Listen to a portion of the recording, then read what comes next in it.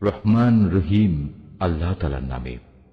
হে মোমেনরা, তোমরা জেনে রেখো, যুদ্ধে যে সম্পদ তোমরা অর্জন করেছ তার 1/5 আল্লাহ তাআলার জন্য, রসুলের জন্য, তার স্বজনদের জন্য, এতিমদের জন্য, মিসকিনদের জন্য ও পথচারী মুসাফিরদের জন্য। তোমরা যদি আল্লাহতে বিশ্বাস করো, আরো বিশ্বাস করো সেই বিজয় ঘটিত বিষয়টির প্রতি, যা আমি হক ও বাতিলের চূড়ান্ত মীমাংসার দিন ও একে অপরের মুখোমুখি হবার দিন আমার বান্দার উপর নাজিল করেছিলাম।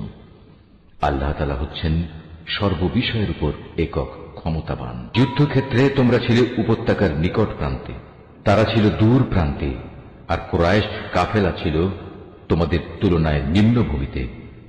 যদি তোমরা আগেই এ ব্যাপারে তাদের সাথে কোনো অগ্রিম চুক্তির সিদ্ধান্ত করতে চাইতে, তাহলে এই সিদ্ধান্ত বাস্তবায়নে তোমরা অবশ্যই মতবিরোধ করতে। কিন্তু আল্লাহ তাআলা তাই ঘটাতে চেয়েছিলেন যা ঘটানো আল্লাহ তাআলার মঞ্জুর ছিল। এর উদ্দেশ্য ছিল যে দলটি ধ্বংস হবে তারা যেন সত্য মিথ্যা স্পষ্ট হওয়ার পরই ধ্বংস হয়, আবার যে দলটি বেঁচে থাকবে তারাও যেন সত্যাসত্য প্রমাণের ভিত্তিতেই বেঁচে থাকে। নিশ্চয়ই আল্লাহ তাআলা সর্বশ্রোতা ও সর্বজ্ঞ। আরো স্মরণ করো, আল্লাহ তাআলা তোমাকে যখন স্বপ্নে তাদের সংখ্যা কম দেখিয়েছিলেন, তখন যদি তিনি তোমাকে তাদের সংখ্যা বেশি দেখাতেন, তাহলে অবশ্যই তোমরা সাহস হারিয়ে ফেলতে এবং এ বিষয়ে তোমরা একে অপরের সাথে বিতর্ক শুরু করে দিতে। কিন্তু আল্লাহ তাআলা এটা না করে তোমাদের নিরাপদ করে দিয়েছেন, কেননা তিনি মানুষের অন্তরে যা কিছু লুকিয়ে থাকে সে সম্পর্কে সম্যক ওয়াকিবহাল রয়েছেন। সে সময়ের কথাও স্মরণ করো যখন তোমরা যুদ্ধের ময়দানে তাদের সামনাসামনি হলে, তখন তোমাদের চোখে তাদের সংখ্যা আল্লাহ তাআলা নিতান্ত কম করে দেখালেন এবং তাদের চোখেও তিনি তোমাদের সংখ্যাকে দেখালেন কম। এর উদ্দেশ্য ছিল যেন আল্লাহ তাআলা তাই ঘটিয়ে দেখান যা কিছু তিনি এ ঘটনার মাধ্যমে ঘটাতে চান, কেননা আল্লাহ তাআলার দিকেই সব কিছুকে ফিরে যেতে হবে। হে ঈমানদার লোকেরা, কোন বাহিনীর সাথে যখন তোমরা সামনাসামনি হও, তখন ময়দানে অবিচল থাকবে এবং বিজয়ের আসল উৎস আল্লাহ তাআলাকে বেশি বেশি করে স্মরণ করতে থাকবে। আশা করা যায় তোমরা সাফল্য লাভ করতে পারবে। তোমরা আল্লাহ তাআলা ও তার রসুলের আনুগত্য করো, নিজেদের মধ্যে পরস্পর ঝগড়া বিবাদ করো না, অন্যথায় তোমরা সাহস হারিয়ে ফেলবে এবং তোমাদের প্রতিপত্তি খতম হয়ে যাবে। তোমরা ধৈর্য ধারণ করো, অবশ্যই আল্লাহ তাআলা ধৈর্যশীলদের সাথে রয়েছেন। তোমরা কখনো তাদের মতো হও না যারা অহংকার ও লোকদের নিজেদের শান শওকত দেখানোর জন্য নিজেদের ঘর থেকে বেরিয়ে এসেছে এবং সাধারণ মানুষদের যারা আল্লাহ তাআলার পথ থেকে ফিরিয়ে রাখে। মূলত তাদের সমুদয় কার্যকলাপই আল্লাহ তাআলা পরিবেষ্টন করে আছেন। যখন শয়তান তাদের কাজগুলোকে তাদের সামনে খুব চাকচিক্যময় করে পেশ করেছিল এবং সে তাদের বলেছিল, আজ মানুষের মধ্যে কেউই তোমাদের উপর বিজয়ী হতে পারবে না এবং আমি তো তোমাদের পাশেই আছি। অতঃপর যখন উভয় দল সম্মুখ সমরে ঝাঁপিয়ে পড়ল, তখন সে কেটে পড়ল এবং বলল, তোমাদের সাথে আমার কোনোই সম্পর্ক নেই। আমি এমন কিছু দেখতে পাচ্ছি যা তোমরা দেখতে পাও না।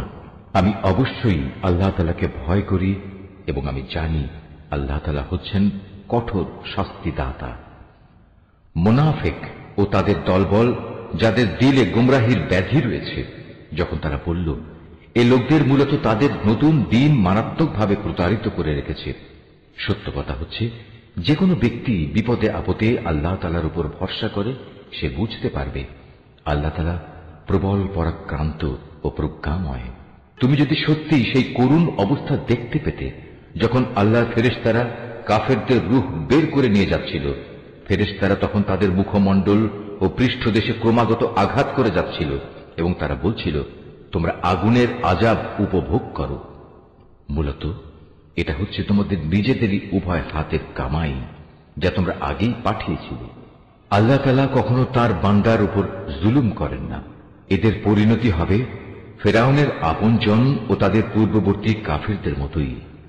তারা সবাই আল্লাহ তাআলার আয়াতকে অস্বীকার করেছে, ফলে তাদের গুনাহের দরুন আল্লাহ তাআলা তাদের পাকড়াও করলেন। নিশ্চয়ই আল্লাহ তাআলা শক্তিশালী ও কঠোর শাস্তি দানকারী। এটা এ কারণে যে আল্লাহ তাআলা যখন কোন জাতিকে কোন নিয়ামত দান করেন, তিনি ততক্ষণ পর্যন্ত তার সে নিয়ামত তাদের জন্য বদলে দেন না, যতক্ষণ না তারা নিজেরা নিজেদের অবস্থার পরিবর্তন করে। নিশ্চয়ই আল্লাহ তাআলা সব কিছু শোনেন, সব কিছু জানেন। এরাও হচ্ছে ফেরাউন, তার স্বজন ও তাদের আগের লোকদের মতো। আল্লাহর আয়াতকে তারা সরাসরি মিথ্যা সাব্যস্ত করেছে, ফলে আমি তাদের কুফরির অপরাধের জন্য তাদের ধ্বংস করে দিয়েছি এবং ফেরাউনের স্বজনদের আমি ডুবিয়ে দিয়েছি। মূলত তারা সবাই ছিল জালেম। নিশ্চয়ই আল্লাহর এই জমিনে বিচরণশীল জীবের মধ্যে আল্লাহর কাছে নিকৃষ্টতম হচ্ছে তারা, যারা স্বয়ং এই জমিনের স্রষ্টাকেই অস্বীকার করে এবং তারা তার উপর ঈমান আনে না। তারাও এ নিকৃষ্ট লোকদের অন্যতম, যাদের সাথে তুমি বাকায়দা সন্ধি চুক্তি স্বাক্ষর করেছ। অতঃপর তারা প্রতিবার সুযোগ পেয়েই সে চুক্তি ভঙ্গ করেছে এবং এ ব্যাপারে তারা কাউকেই পরোয়া করেনি। অতএব এ লোকদের যদি কখনো তুমি ধরতে পারো, তাহলে তাদের মূল বাহিনী থেকে বিচ্ছিন্ন করে এমন ভাবে শাস্তি দেবে যাতে তাদের পরবর্তী বাহিনী এ থেকে কিছু শিক্ষা গ্রহণ করে। যদি কখনো কোনো জাতির কাছ থেকে তোমার এই আশঙ্কা হয় যে তারা চুক্তি ভঙ্গ করে বিশ্বাসঘাতকতা করবে, তাহলে তুমিও তাদের সাথে সম্পাদিত চুক্তি একইভাবে তাদের মুখের উপর ছুঁড়ে দাও। তবে তোমরা নিজেরা তা আগে লঙ্ঘন করো না। নিশ্চয়ই আল্লাহ তাআলা খেয়ানতকারীকে পছন্দ করেন না। আর কাফেররা যেন কখনোই এমন ধারণা করতে না পারে যে ওরা তোমাদের পেছনে ফেলে নিজেরা এগিয়ে গেছে। আসলে তারা তোমাদের পরাভূত করার কোনো ক্ষমতাই রাখে না। তাদের সাথে যুদ্ধের জন্য তোমরা যথাসাধ্য সাজ সরঞ্জাম, শক্তি ও ঘোড়া প্রস্তুত রাখবে এবং এ দিয়ে তোমরা আল্লাহর দুশমন ও তোমাদের দুশমনদের ভীত সন্ত্রস্ত করে দেবে। এছাড়াও কিছু লোক আছে যাদের পরিচয় তোমরা জানো না, শুধু আল্লাহ তাআলাই তাদের চেনেন। আল্লাহ তাআলার পথে তোমরা যা কিছুই ব্যয় করবে তার পুরোপুরি প্রতিদান তোমাদের পরকালে আদায় করে দেয়া হবে এবং তোমাদের উপর বিন্দু মাত্র জুলুম করা হবে না। হে মুহাম্মদ, তারা যদি সন্ধির প্রতি আগ্রহ দেখায়, তাহলে তুমিও সন্ধির দিকে ঝুঁকে যাবে এবং সর্বদা আল্লাহর উপরই ভরসা করবে। অবশ্যই আল্লাহ তাআলা সব কিছু শোনেন, সব কিছু দেখেন। আর যদি কখনো তারা সন্ধির আড়ালে তোমাকে ধোঁকা দিতে চায়, তাহলে তোমার দুশ্চিন্তাগ্রস্ত হওয়ার কোনো কারণ নেই, কেননা তোমার রক্ষার জন্য তো আল্লাহ তাআলাই যথেষ্ট। তিনি তাঁর সরাসরি সাহায্য ও একদল মোমেন দ্বারা তোমাকে শক্তি জুগিয়েছেন। আল্লাহ তাআলা এই মোমেনদের দিলকে পারস্পরিক ভালোবাসা ও সম্প্রীতির বন্ধনে আবদ্ধ করে দিয়েছেন। অথচ তুমি যদি দুনিয়ার যাবতীয় সম্পদ এর পেছনে ব্যয় করতে, তবু তুমি এ মানুষদের দিলকে ভালোবাসার বন্ধনে আবদ্ধ করতে পারতে না। কিন্তু আল্লাহ তাআলা এদের মাঝে প্রীতি স্থাপন করে দিয়েছেন। অবশ্যই তিনি পরাক্রমশালী ও বিজ্ঞ কুশলী। হে নবী, তোমার জন্য এবং তোমার অনুবর্তনকারী মোমেনদের জন্য তো আল্লাহ তাআলাই যথেষ্ট। হে নবী, তুমি মোমেনদের যুদ্ধের জন্য উদ্বুদ্ধ করো। মনে রেখো, তোমাদের মধ্যে 20 জন লোকও যদি ধৈর্যশীল হতে পারে, তাহলে তারা 200 লোকের উপর বিজয়ী হবে। আবার তোমাদের মাঝে এমন লোকের সংখ্যা যদি 100 হয়, তাহলে তারা 1000 লোকের উপর জয়লাভ করবে। এর কারণ হচ্ছে তারা এমন জাতি যারা আল্লাহর শক্তি সম্পর্কে কিছুই বোঝে না। এই নিশ্চয়তা দ্বারা এখন আল্লাহ তাআলা তোমাদের উপর থেকে উদ্বেগ ও দুশ্চিন্তার বোঝা হালকা করে দিয়েছেন। যেহেতু তিনি একথা জানেন তোমাদের মধ্যে কিছু দুর্বলতা রয়েছে, অতঃপর তোমাদের মধ্যে যদি 100 ধৈর্যশীল মানুষ থাকে, তাহলে তারা 200-র উপর বিজয়ী হবে। আবার যদি থাকে তোমাদের 1000 ধৈর্যশীল ব্যক্তি, তাহলে তারা আল্লাহ তাআলার হুকুমে বিজয়ী হবে 2000 লোকের উপর। জেনে রেখো, আল্লাহ তাআলা ধৈর্যশীলদের সাথেই রয়েছেন। কোন নবীর পক্ষেই এটা শোভা পায় না যে তার কাছে বন্দীদের আটক রাখবে যতক্ষণ পর্যন্ত সে জমিনে রক্তপাত ঘটাবে এবং আল্লাহর শত্রুদের নিপাত না করে দেবে। আসলে তোমরা তো দুনিয়ার সামান্য স্বার্থটুকুই চাও, আর আল্লাহ তাআলা চান তোমাদের আখিরাতের কল্যাণ দান করতে। আল্লাহ তাআলাই হচ্ছেন পরাক্রমশালী ও প্রজ্ঞাময়। যদি এ ব্যাপারে আল্লাহ তাআলার কাছ থেকে পূর্বের কোনো ফরমান লেখা না থাকত, তাহলে বন্দীদের কাছ থেকে মুক্তিপণ হিসেবে তোমরা যা কিছু নিয়েছ তার জন্য একটা বড় ধরনের আযাব তোমাদের উপর পতিত হতো।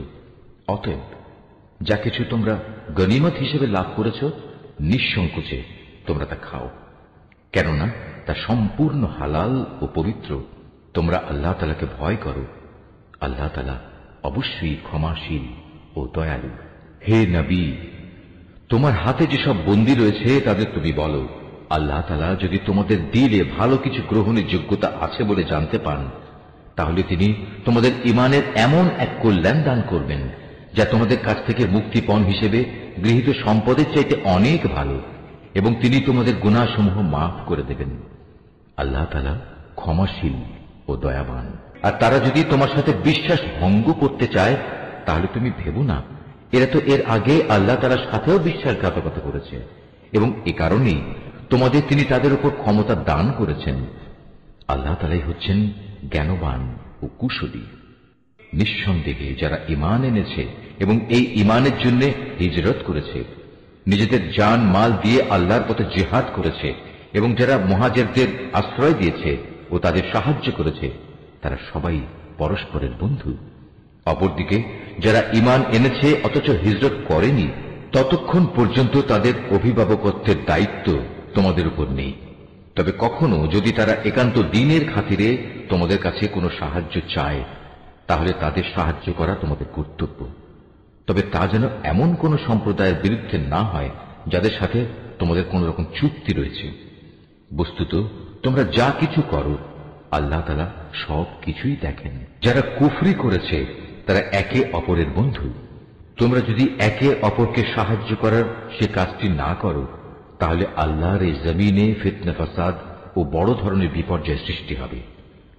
যারা ঈমান এনেছে, এই ঈমানের জন্য হিজরত করেছে, নিজেদের জান মাল দিয়ে আল্লাহর পথে জিহাদ করেছে, এবং যারা এই হিজরতকারীদের থাকার জায়গা দিয়েছে এবং তাদের সাহায্য করেছে, মূলত এরা সবাই হচ্ছে সত্যিকারের মুমিন।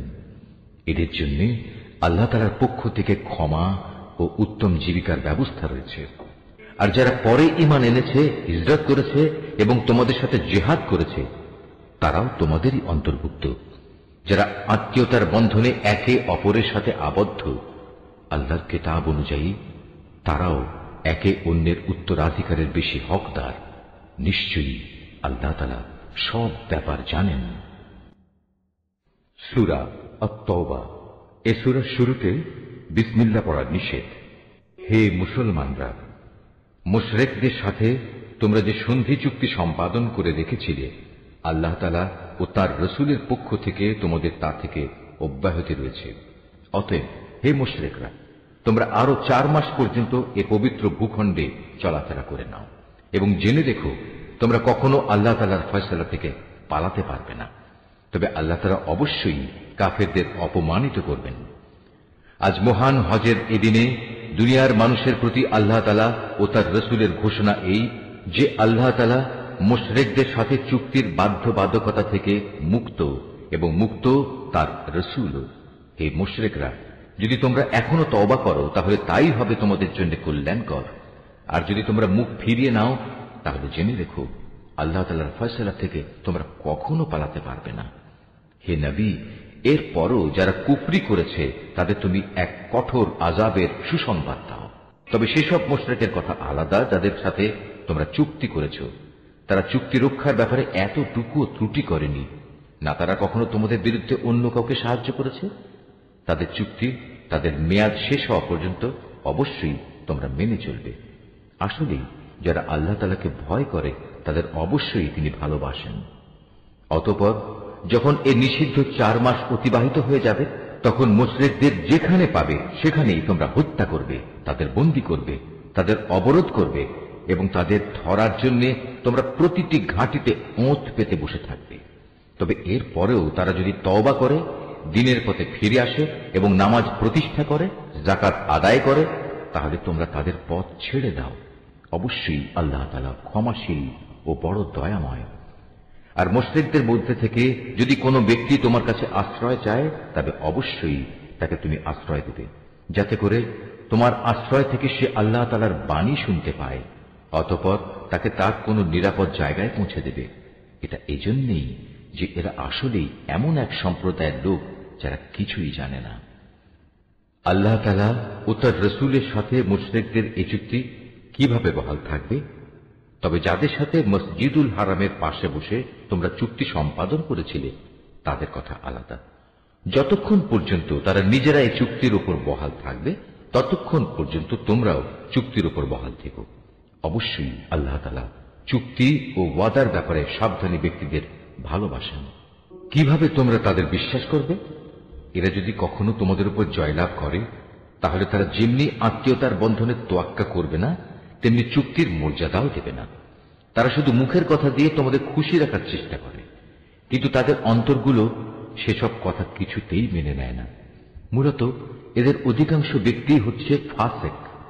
এরা আল্লাহ তাআলার আয়াতসমূহ সামান্য কিছু বৈষয়িক মূল্যের বিনিময়ে বিক্রি করে দিয়েছে এবং মানুষকে আল্লাহ তাআলার পথ থেকে দূরে রেখেছে। নিশ্চয়ই এটা খুব জঘন্য কাজ, যা তারা প্রতিনিয়ত করে যাচ্ছে। কোন ইমানদার লোকের ব্যাপারে এরা যেমন আত্মীয়তার ধার ধারে না, তেমনি কোন অঙ্গীকারের মর্যাদাও এরা রক্ষা করে না। মূলত এরা হচ্ছে সীমা লঙ্ঘনকারী।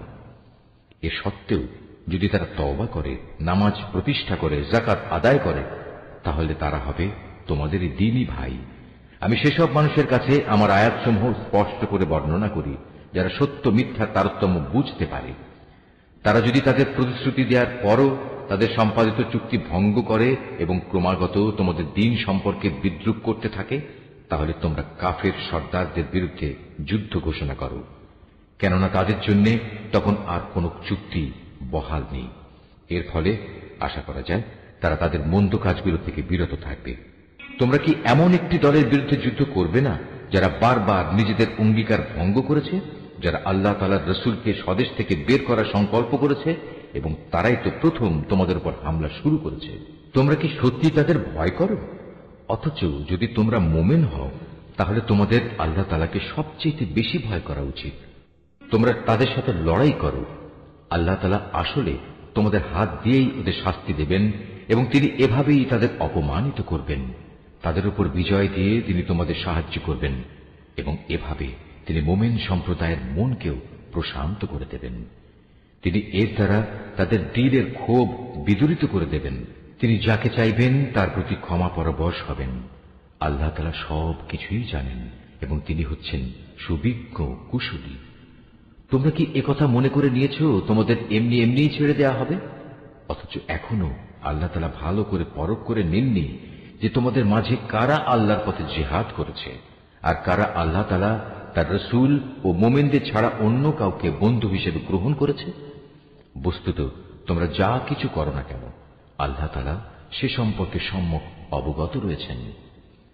মুশরিকরা যখন নিজেরাই নিজেদের কুফরির কথা স্বীকার করছে, তখন তারা আল্লাহ তাআলার মসজিদ আবাদ করবে, এটা তো হতেই পারে না।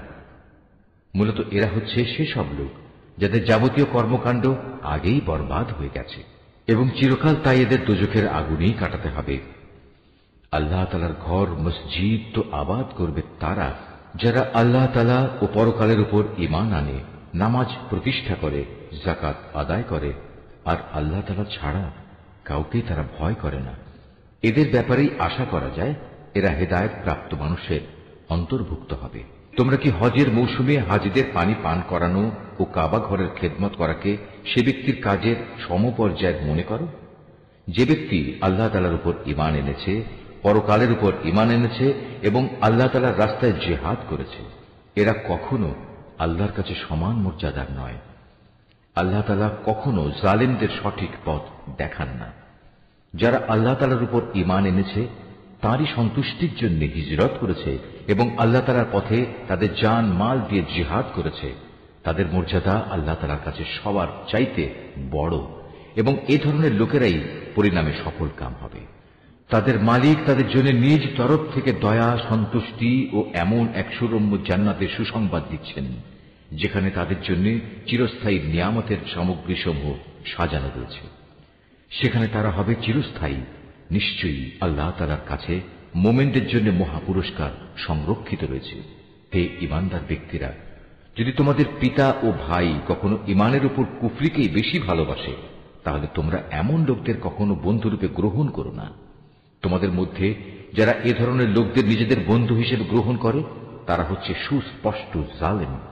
হে নবী, বলো, যদি তোমাদের পিতা, তোমাদের ভাই, তোমাদের পরিবার পরিজন ও তোমাদের অর্জিত ধন সম্পদ এবং ব্যবসা বাণিজ্য যা অচল হয়ে যাবে বলে তোমরা ভয় করো, তোমাদের বাড়িঘর সমূহ যা তোমরা একান্তভাবে কামনা করো, এগুলো যদি তোমরা আল্লাহ তাআলা তার রসুল ও তার পথে জিহাদ করার চাইতে বেশি ভালোবাসো, তাহলে তোমরা আল্লাহ তাআলার পক্ষ থেকে তার আযাবের ঘোষণা আসা পর্যন্ত অপেক্ষা করো। জেনে রেখো, আল্লাহ তাআলা কখনো ফাসিক সম্প্রদায়কে হেদায়েত করেন না। আল্লাহ তাআলা তো বহু জায়গায় তোমাদের সাহায্য করেছেন। বিশেষ করে হুনাইনের দিনে যে সাহায্য করেছেন তা স্মরণ করো। সেদিন যখন তোমাদের সংখ্যাধিক্য তোমাদের উৎফুল্ল করে দিয়েছিল, অথচ সংখ্যার এই বিপুলতা তোমাদের সেদিন কোনোই কাজে আসেনি। জমিন তার বিশালতা সত্ত্বেও তোমাদের উপর সংকুচিত হয়ে পড়েছিল। অতঃপর তোমরা একসময় ময়দান ছেড়ে পৃষ্ঠ প্রদর্শন করে পালিয়েও গেলে। অতঃপর আল্লাহ তাআলা তার রসুল ও ময়দানে অটল হয়ে থাকা মুমিনদের উপর তার প্রশান্তি নাজিল করলেন। ময়দানে তিনি এমন এক লস্কর বাহিনী পাঠালেন যাদের সেদিন তোমরা দেখতে পাওনি, এবং তাদের দিয়ে তিনি কাফেরদের এক চরম শাস্তি দিলেন, যারা আল্লাহকে অস্বীকার করে। এ হচ্ছে তাদের যথাযথ পাওনা। এরপরেও আল্লাহ তাআলা যাকে ইচ্ছা তাকে ক্ষমা করে দেন। আল্লাহ তাআলা ক্ষমাশীল ও পরম দয়ালু। ও হে মানুষ, তোমরা যারা আল্লাহ তাআলার উপর ঈমান এনেছ, জেনে রেখো, মুশরিকরা হচ্ছে চিন্তা ও আদর্শের দিক থেকে অপবিত্র। অতএব এ অপবিত্রতা নিয়ে তারা যেন এ বছরের পর আর কখনো এ পবিত্র মসজিদের কাছে না আসে। যদি তাদের না আসার কারণে তোমরা আশু দারিদ্র্যের আশঙ্কা করো, তাহলে জেনে রেখো, অচিরেই আল্লাহ তাআলা চাইলে নিজ অনুগ্রহ দিয়ে তোমাদের অভাব মুক্ত করে দিতে পারেন। অবশ্যই আল্লাহ তাআলা সর্বজ্ঞ ও কুশলী। যাদের প্রতি ইতিপূর্বে কিতাব অবতীর্ণ করা হয়েছে তাদের মধ্যে যারা আল্লাহ তাআলার উপর ঈমান আনে না, পরকালের উপর ঈমান আনে না, আল্লাহ তাআলা ও তার রসুল যা কিছু হারাম করেছেন তা হারাম বলে স্বীকার করে না, সর্বোপরি সত্য দ্বীন ইসলামকে নিজেদের জীবন ব্যবস্থা হিসেবে গ্রহণ করে না, তাদের বিরুদ্ধে তোমরা লড়াই চালিয়ে যাও, যে পর্যন্ত না তারা নত হয়ে স্বেচ্ছায় জিজিয়া কর দিতে শুরু করে। ইহুদিরা বলে উযায়ের আল্লাহর পুত্র, আবার খ্রিস্টানরা বলে মসীহ আল্লাহর পুত্র। আসলে এ সবই হচ্ছে তাদের মুখের কথা। তাদের আগে যারা আল্লাহ তাআলাকে অস্বীকার করেছে, এরা তাদেরই অনুকরণ করছে মাত্র। আল্লাহ তাআলা এদের সবাইকে ধ্বংস করুন। তাকিয়ে দেখো এরা কিভাবে আজ দাঁড়ে দাঁড়ে ঠোকর খাচ্ছে। এ লোকেরা আল্লাহ তাআলাকে বাদ দিয়ে তাদের আলেম ও পীর দরবেশদের মাবুদ বানিয়ে দিয়েছে, এবং মরিয়ম পুত্র মসীহকেও কেউ কেউ মাবুদ বানিয়ে রেখেছে। অথচ এদের এক আল্লাহ তাআলা ছাড়া অন্য কারোই বন্দেগী করতে আদেশ দেওয়া হয়নি। তিনি ছাড়া আর কোনো মাবুদ নেই। তারা যাদের আল্লাহর সাথে শরীক করে, তিনি এসব কথাবার্তা থেকে অনেক পবিত্র। এ মূর্খ লোকেরা তাদের মুখের এক ফুৎকার দিয়ে আল্লাহর দ্বীনের মশাল নিভিয়ে দিতে চায়, কিন্তু আল্লাহ তাআলা তাঁর আলোর পূর্ণ বিকাশ ছাড়া অন্য কিছুই চান না, যদিও কাফেরদের কাছে এটা খুবই অপ্রীতিকর। তিনিই মহান আল্লাহ, যিনি তোমাদের কাছে সুস্পষ্ট হেদায়েত ও সঠিক জীবন বিধান সহকারে তার রসুলকে পাঠিয়েছেন, যেন সে এই জীবন ব্যবস্থাকে দুনিয়ার সব কয়টি বিধানের উপর বিজয়ী করে দিতে পারে। মুশরিকরা এই বিজয়কে যত দুঃসহই মনে করুক না কেন, হে ঈমানদার লোকেরা, আহলে কিতাবদের বহু পণ্ডিত ও ফকির দরবেশ এমন আছে যারা অন্যায়ভাবে সাধারণ মানুষের সম্পদ ভোগ করে। এরা আল্লাহর বান্দাদের আল্লাহর পথ থেকে ফিরিয়েও রাখে। এদের মাঝে যারাই সোনা রূপা পুঞ্জীভূত করে রাখে এবং কখনো তা আল্লাহর পথে ব্যয় করে না, তুমি তাদের কঠিন পীড়াদায়ক আযাবের সুসংবাদ দাও। এমন একদিন আসবে যেদিন পুঞ্জীভূত সোনা রূপা জাহান্নামের আগুনে উত্তপ্ত করা হবে। অতঃপর তা দিয়ে যারা এগুলো জমা করে রেখেছিল তাদের কপালে, তাদের পার্শ্বে ও তাদের পিঠে চিহ্ন এঁকে দেওয়া হবে, এবং তাদের উদ্দেশ্য করে বলা হবে, এ হচ্ছে তোমাদের সে সম্পদ যা তোমরা নিজেদের জন্য জমা করে রেখেছিলে। অতএব যা কিছু সেদিন তোমরা জমা করেছিলে, আজ তার স্বাদ গ্রহণ করো। আসমান সমূহ ও পৃথিবী সৃষ্টির দিন থেকেই আল্লাহ তাআলার বিধানে মাসের সংখ্যা লেখা ছিল 12টি। এই 12টির মধ্যে 4টি হচ্ছে যুদ্ধ বিগ্রহের জন্য নিষিদ্ধ মাস। এটা আল্লাহর প্রণীত নির্ভুল ব্যবস্থা। অতএব তার ভিতরে হানাহানি করে তোমরা নিজেদের উপর জুলুম করো না। তোমরা যখন মুশরিকদের সাথে যুদ্ধ করবে, তখন সবাই একসাথে মিলিত হয়ে তাদের মোকাবেলা করবে, যেমনি ভাবে তারাও একসাথে তোমাদের বিরুদ্ধে লড়াই করছে। জেনে রেখো, যারা আল্লাহ তাআলাকে ভয় করে, আল্লাহ তাআলা অবশ্যই তাদের সাথে রয়েছেন। নিষিদ্ধ মাসকে হীন ও স্বার্থে মুলতবি করা কিংবা তা আগপাচ করা তো কুফরির মাত্রায় বৃদ্ধি করে। এর ফলে কাফেরদের আরো বেশি গুমরাহিতে নিমজ্জিত করে দেয়া হয়। এই লোকেরা এক বছর কোনো মাসকে নিজেদের প্রয়োজনে হালাল করে নেয়, আবার পরবর্তী কোনো বছরে সে মাসকে তারা হারাম বানিয়ে নেয়, যেন এভাবে আল্লাহ তাআলা যে মাসগুলো হারাম করেছেন তার সংখ্যাও পূরণ হয়ে যায়। আবার আল্লাহ তাআলা যা হারাম করেছেন তাও মাঝে মাঝে হালাল হয়ে যায়। বস্তুত তাদের অন্যায় কাজগুলো এভাবেই তাদের কাছে শোভনীয় করে দেয়া হয়েছে। আর আল্লাহ তাআলা কখনো কাফের সম্প্রদায়কে সঠিক পথের দিশা দেন না। ওহে মানুষ, তোমরা যারা আল্লাহ তাআলার উপর ঈমান এনেছ, এ কি হলো তোমাদের? যখন তোমাদের আল্লাহ তাআলার পথে কোনো অভিযানে বের হতে বলা হয়, তখন তোমরা জমিন আঁকড়ে ধরো। তোমরা কি আখিরাতের সমৃদ্ধির তুলনায় এ দুনিয়ার জীবন কি বেশি ভালোবাসো? অথচ পরকালের মানদণ্ডে দুনিয়ার জীবনের এ ভোগের উপকরণ নিতান্তই কম। তোমরা যদি কোনো অভিযানে বের না হও, তাহলে এ অবাধ্যতার জন্য তিনি তোমাদের কঠিন শাস্তি দেবেন এবং তোমাদের অন্য এক জাতি দ্বারা বদল করে দেবেন। তোমরা কিন্তু তার কোনোই অনিষ্ট সাধন করতে পারবে না, কারণ তিনি সব কিছুর উপর ক্ষমতাবান। হে মুমিনরা, তোমরা যদি তাকে এ কাজে সাহায্য না করো, তাহলে আল্লাহ তাআলাই তাকে সাহায্য করবেন। আল্লাহ তাআলা তখনও তাকে সাহায্য করেছিলেন যখন কাফেররা তাকে তার ভিটে বাড়ি থেকে বের করে দিয়েছিল, বিশেষ করে যখন সে নবী ছিল মাত্র দুজনের মধ্যে একজন, তাও আবার তারা দুজন ছিল অন্ধকার এক গুহার মধ্যে। সে নবী যখন তার সাথীকে বলছিল, কোনো দুশ্চিন্তা করো না, আল্লাহ তাআলা আমাদের সাথেই আছেন, অতঃপর আল্লাহ তাআলা তার উপর তাঁর প্রশান্তি নাজিল করে তাকে সাহায্য করলেন এবং এমন এক বাহিনী দ্বারা তাকে শক্তি যোগালেন যাদের তোমরা সেদিন দেখতে পাওনি, এবং যারা আল্লাহ তাআলাকে অমান্য করেছে আল্লাহ তাআলা তাদের ধৃষ্টতামূলক বক্তব্য নিচু করে দিলেন এবং আল্লাহ তাআলার কথাই উপরে থাকল। আল্লাহ তাআলা পরাক্রমশালী ও প্রবল প্রজ্ঞাময়।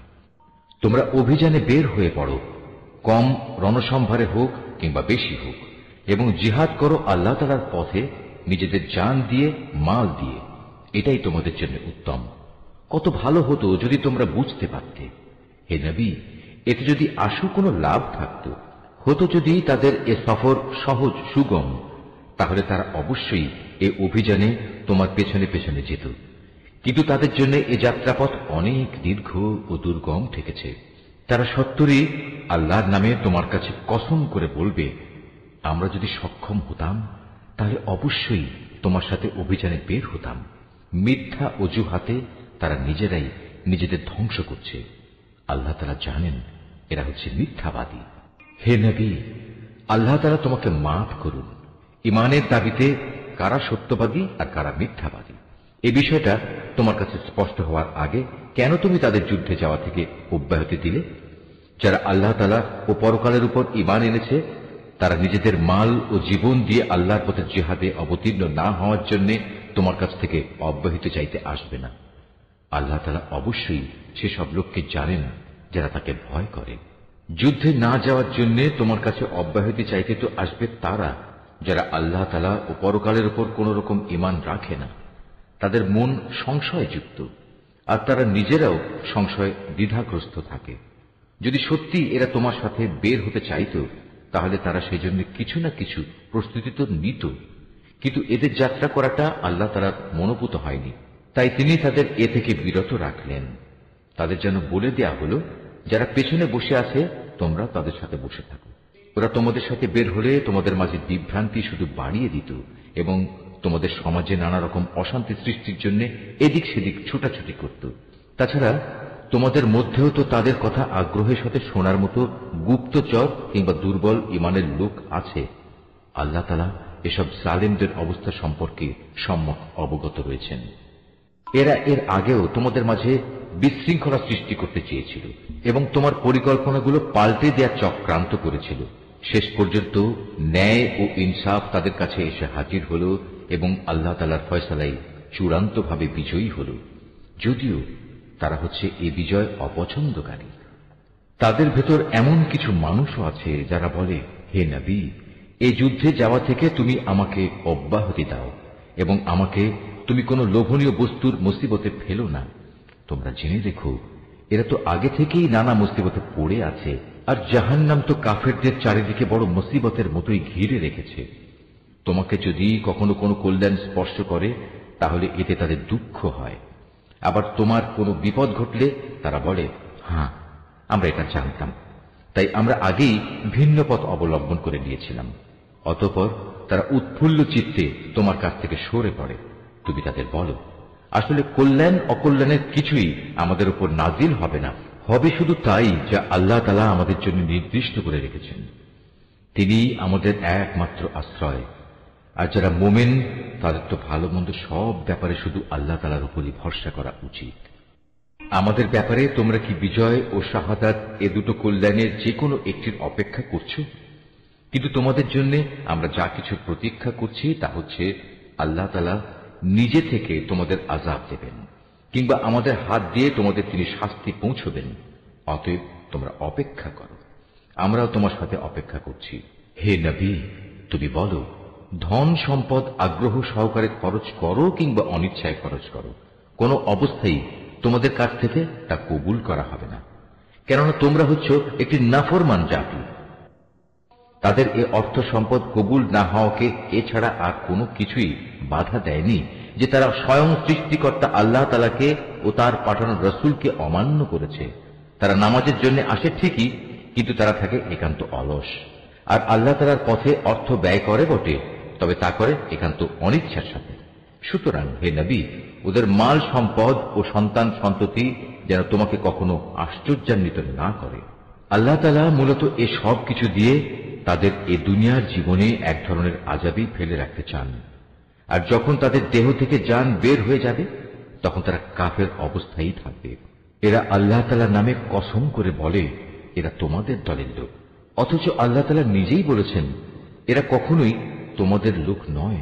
এরা হচ্ছে মূলত একটি ভীত সন্ত্রস্ত জাতি, এত ভীত যে তারা যদি এতটুকু আশ্রয়স্থল কোথাও পেয়ে যায় কিংবা পায়, যদি মাথা লুকোবার মতো কোনো গিরিগুহা অথবা জমিনের ভেতর ঢুকে পালাবার কোনো জায়গা, তাহলে অবশ্যই তারা তোমাদের ভয়ে এসব জায়গার দিকে দ্রুত পালিয়ে হলেও বাঁচার চেষ্টা করত। এদের মাঝে এমনও লোক আছে যারা বিশেষ অনুদানের ভাগ বন্টনের ব্যাপারেও তোমার উপর দোষারোপ করে, কিন্তু সে অংশ যদি তাদের দেয়া হয় তাহলে তারা খুবই সন্তুষ্ট হয়, আবার তাদের যদি তা দেয়া না হয় তাহলে তারা বিক্ষুব্ধ হয়ে ওঠে। যদি তারা এর উপর সন্তুষ্ট হতো যা আল্লাহ তাআলা ও তার রসুল তাদের দিয়েছেন, তাহলে তা কতই না ভালো হতো। সে অবস্থায় তারা বলতো, আল্লাহ তাআলাই আমাদের জন্য যথেষ্ট, অচিরেই আল্লাহ তাআলা তার অনন্ত ভান্ডার থেকে আমাদের অনেক দেবেন এবং তার রসুলও আমাদের অনেক দান করবেন। আমরা তো আল্লাহ সন্তুষ্টির দিকেই তাকিয়ে আছি। এসব সাদাকা যাকাতের অর্থ হচ্ছে ফকির মিসকিনদের জন্য, এ ব্যবস্থার আওতাধীন কর্মচারীদের জন্য, যাদের অন্তঃকরণ দ্বীনের প্রতি অনুরাগী করা প্রয়োজন তাদের জন্য, কোন ব্যক্তিকে গোলামির বন্ধন থেকে আজাদ করার জন্য, ঋণগ্রস্ত ব্যক্তির ঋণ মুক্তির জন্য, আল্লাহ তাআলার পথে সংগ্রামী ও মুসাফিরদের জন্য এই সাদকার অর্থ ব্যয় করতে হবে। এটা আল্লাহ তাআলার নির্ধারিত ফরজ। নিঃসন্দেহে আল্লাহ তাআলা সব কিছু জানেন এবং তিনিই হচ্ছেন বিজ্ঞ কুশলী। তাদের মধ্যে এমন কিছু লোক আছে যারা আল্লাহর নবীকে কষ্ট দেয়। তারা বলে, এ ব্যক্তি কান কথায় বিশ্বাস করে। হে নবী, তুমি তাদের বলো, তার কান তাই শুনে যা তোমাদের জন্য কল্যাণকর। সে আল্লাহ তাআলাকে বিশ্বাস করে, মোমেনদের উপর বিশ্বাস রাখে। তোমাদের মধ্যে যারা ঈমান আনে সে তাদের জন্যও আল্লাহ তাআলার রহমত। যারা আল্লাহর রসুলকে কষ্ট দেয় তাদের জন্য কঠোর শাস্তির ব্যবস্থা রয়েছে। এরা তোমাদের খুশি করার জন্য আল্লাহ তাআলার নামে শপথ করে, অথচ এরা যদি সত্যিকার অর্থে মোমেন হতো তাহলে এরা বুঝত খুশি করার জন্য আল্লাহ তাআলা ও তার রসুলের অধিকার হচ্ছে সবচাইতে বেশি। এ মূর্খ লোকেরা কি একথা জানে না? যদি কোনো ব্যক্তি আল্লাহ তাআলা ও তার রসুলের বিদ্রোহ করে তবে তার জন্য রয়েছে জাহান্নামের আগুন, সেখানে সে চিরকাল থাকবে, আর তা হচ্ছে তার জন্য চরম লাঞ্ছনা। এ মুনাফিকরা আশঙ্কা করে তোমাদের উপর এমন কোন সূরা নাজিল হয়ে পড়ে কিনা যা তাদের মনের ভেতরে লুকিয়ে থাকা সব কিছু ফাঁস করে দেবে।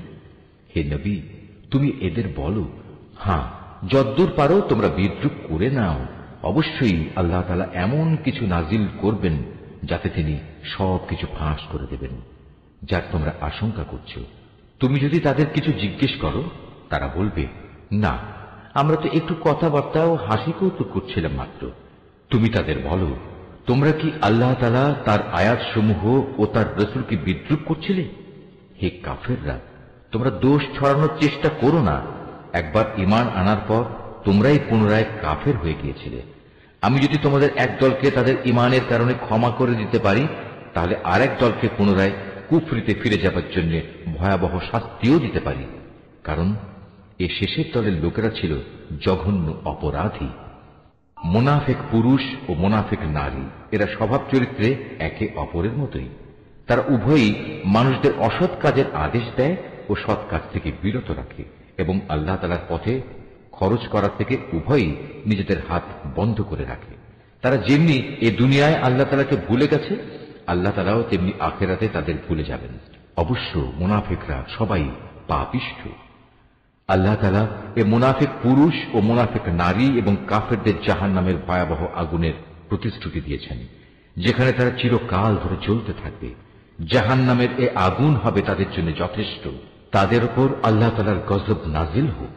ওদের জন্য রয়েছে এক চিরস্থায়ী আযাব। তোমরা ঠিক তাদেরই মতো যারা তোমাদের আগে এখানে প্রতিষ্ঠিত ছিল। তারা শক্তিতে ছিল তোমাদের চাইতে প্রবল, ধন সম্পদ, সন্তান সন্ততি তাদের তোমাদের চাইতে ছিল বেশি।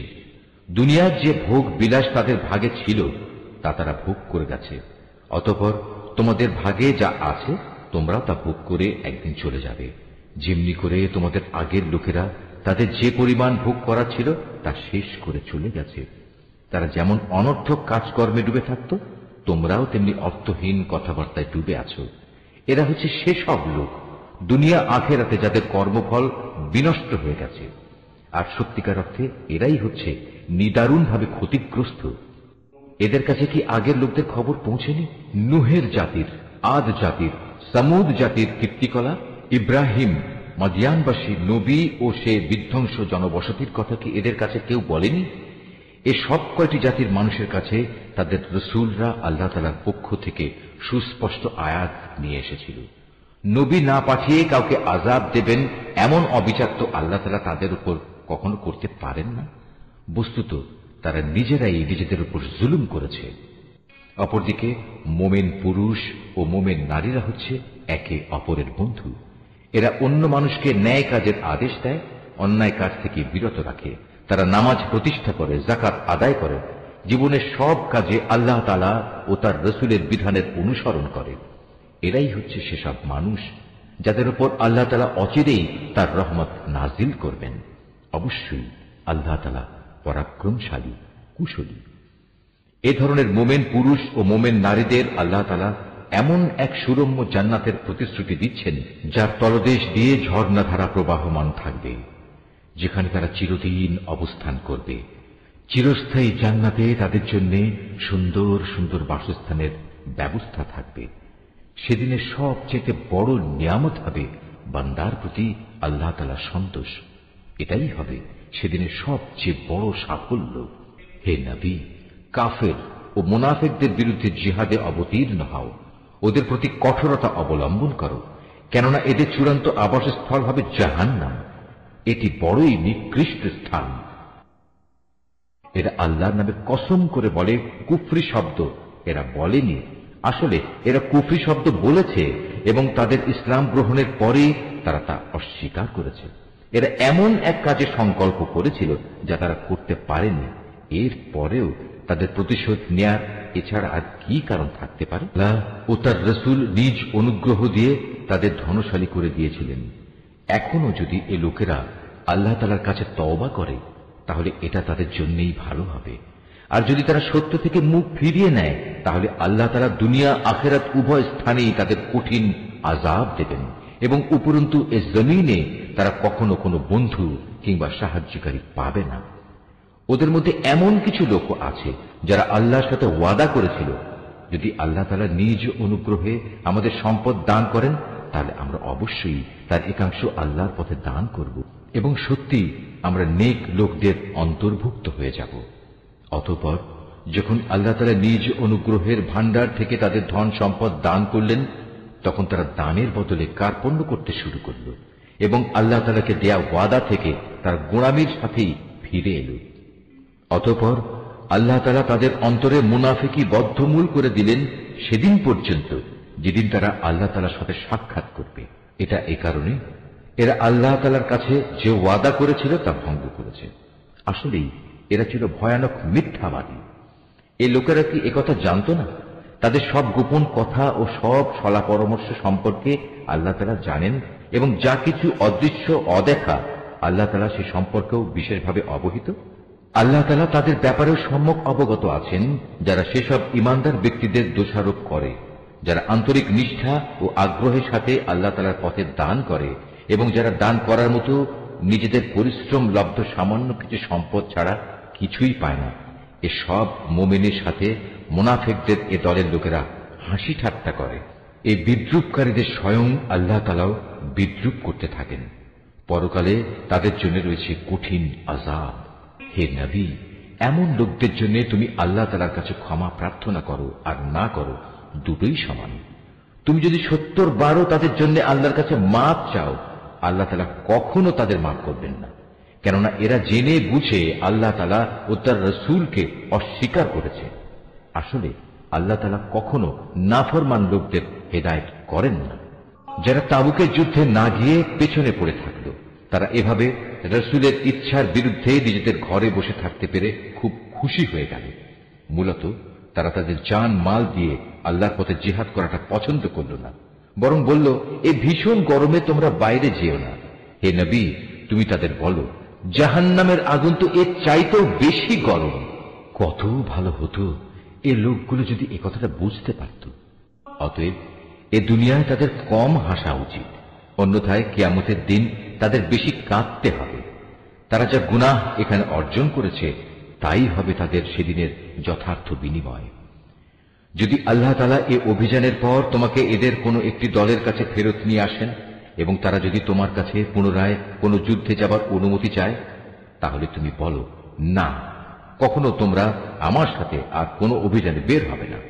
তোমরা আমার সাথী হয়ে আর কখনো শত্রুর সাথে লড়বে না, কেননা তোমরা আগের বার যুদ্ধের বদলে পেছনে বসে থাকা পছন্দ করেছিলে।